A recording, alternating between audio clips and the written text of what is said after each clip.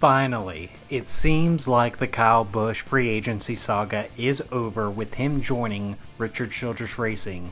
And as of right now, we don't know a ton of details because all that seems for certain is that he will drive for RCR in 2023.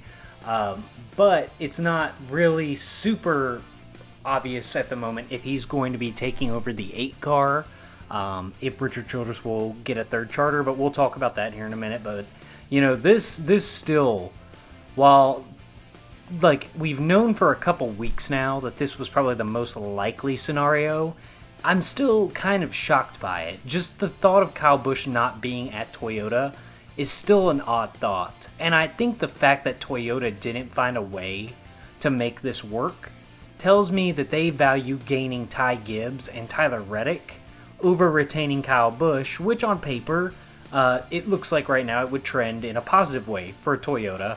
But Kyle Busch is still a top 10 NASCAR driver of all time in the middle of his prime, and no, it is not a debate. If he gets his mojo back, this could end up looking like this could be a farce on Toyota and JGR's part, but, you know, time will tell if that actually ends up being the case. But now that the question of where Kyle will race in 2023 is answered, what now? What's the fallout? Well, we don't know for certain, but it seems very likely that this means Tyler Reddick will move on from RCR at the end of this year and vacate the 8 car for Kyle Busch. RCR could grab a third charter and move into 2023 with 3 cars, but I find it really unlikely with the price of charters right now still looking like $20 million, and RCR really just I don't think is in a position to spend that kind of money. So I guess Reddick goes to the 45, but we've yet to hear anything on the potential of Kurt Busch retiring this offseason. So is Reddick to the 45 a done deal? I mean, who knows? I would say there's probably 2 outcomes when it comes to Reddick in 2023. Either 2311 buys a third charter or Kurt retires. Either outcome would have Tyler Reddick joining 2311, or he has a stopgap year at Colleague in the 16 car. I think Matt Colleague and Chris Rice would welcome a 1 year of a talent like Reddick, since it doesn't look like their development of either Hemrick or Castle is looking too appealing, and Allmendinger seems pretty content in Xfinity still. I would say they would more than be happy to accommodate Reddick for 1 season and just get that talent of a driver in their cars, kind of see and gauge where they're at as an organization. Right now, those look like the only 2 possibilities, assuming RCR doesn't come out of nowhere and buy a third charter for Reddick.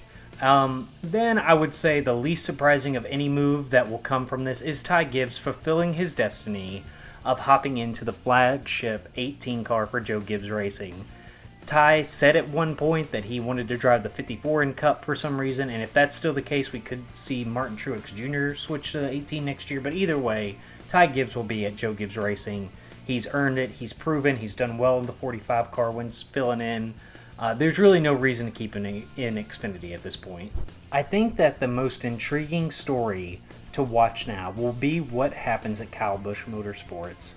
Kyle didn't really want to speak on anything with this truck team yet, but I think it's obvious they will be switching to Toyota. I just can't imagine Toyota prying RCR away from Chevy. If they did that, it would be the biggest shocker in NASCAR history to date. But I spoke about it last month. The most overlooked factor in all this is Toyota has Brandon Jones, Chandler Smith, John Hunter Nemechek, Sammy Smith, and Corey Hine all on Toyota contracts. They now have to accommodate with 3 less rides heading into 2023 if KBM switches to Chevy. They can't be driving Chevys. They're Toyota-signed drivers. Who knows if Brandon Jones will return to JGR in 2023, since his results have been meh at best. If Jones does depart, they could have 4 JGR cars in Xfinity that would be perfect to throw all of their prospects into Xfinity. They're all ready. They can probably do just more, be better off in Xfinity anyway.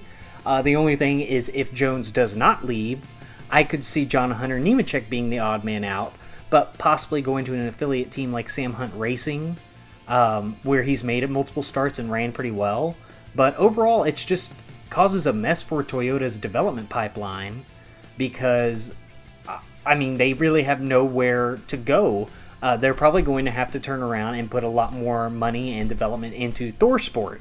to become their main development team in trucks. But again, who knows? Maybe they'll find another Toyota team to tag along with in the trucks, or maybe they'll drop their standing in the trucks altogether and realize that Xfinity is the better route is for development. But at this point, this is all speculation.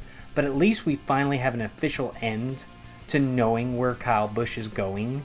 Now we have to buckle our seatbelts and wait for the rest of the pieces to fall into place, because the smoke, unfortunately, has not cleared yet. But the fun ain't over, guys. Tell me what you think. Are you happy to see Kyle go to RCR? Let me know in the comments. Please like and subscribe, and I hope y'all have a great day.